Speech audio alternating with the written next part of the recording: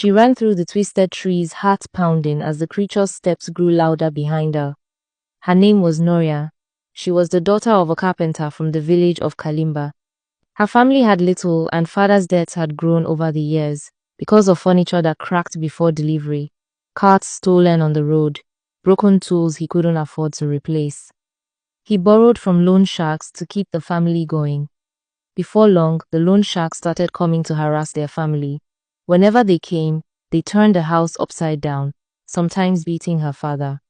Noria tried to helped people cut firewood, fetch water, fix what she could, but it was never enough. One morning, she woke to find the last piece of land taken. Her father sat outside, with tears in his eyes. By dusk, the king's guards arrived. They had an offer. Noria was chosen to marry Prince Mario of Danara, a wealthy kingdom far from Kalimba.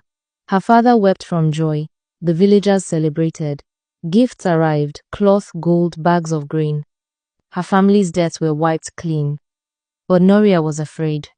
She begged her parents not to send her away to a place she didn't know, to marry a man she had never met. But they begged her in return. This was their last hope. There was nothing else left. The journey took 3 days.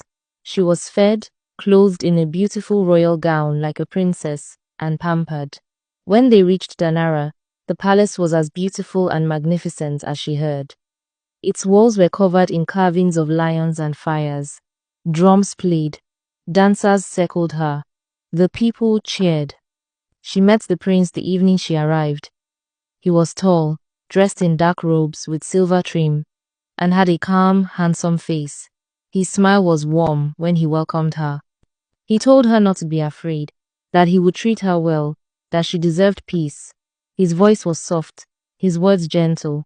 For the first time in weeks, she felt her chest loosen. Maybe this wasn't such a bad idea. Maybe she had imagined the worst. She thought he would be old or cruel, but he wasn't. And for a moment, she believed she might be safe.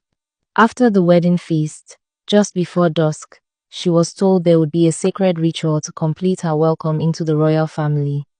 The prince stayed by her side, speaking gently, promising that it was nothing to fear. He held her hand as they rode in a small royal cart through narrow forest paths. Only the king, the queen, the prince, and a priest came along. They stopped at a wide stone circle deep in the woods. At the center was a large dark pit surrounded by strange carvings. The air felt colder there. The priest stepped forward and unwrapped a cloth from a wooden box. Inside were 2 small blades. He explained that the ritual had been done for generations. A cut would be made on the prince's thumb and hers. Their blood would be joined. It was the final seal of unity between the bride and kingdom. The prince went first. He didn't flinch. Then, the priest turned to Noria. The cut stung. Her blood ran down her hand. The priests pressed their thumbs together. She waited for what came next. Then the queen stepped closer and placed her hand on Noria's shoulder. "You are one of us now," she said. And before Noria could react, the prince stepped back. The priest gave a single nod. The king and queen grabbed her by the arms and threw her into the pit. Noria fell hard, her arms flailing. Sharp roots and jagged rocks slammed against her as she tumbled down. Her scream echoed until it cracked her throat. She hit the ground with a thud. Pain shot through her leg. Her skin burned from cuts and bruises. She tasted blood. When she opened her eyes, everything felt wrong. The place looked like a forest trapped deep underground. Faint light leaked through cracks high above. Thick roots crawled out of the walls.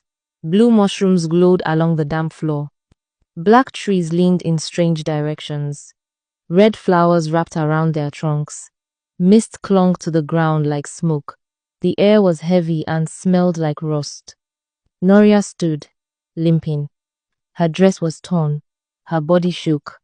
A far-off noise broke through the stillness, something low and rumbling, like breath drawn through a broken pipe. She froze, listening. Then the sound came again, closer this time. Her heart pounded as she turned toward it. There, between the trees, 2 bright, large eyes opened, wide and unblinking, watching her.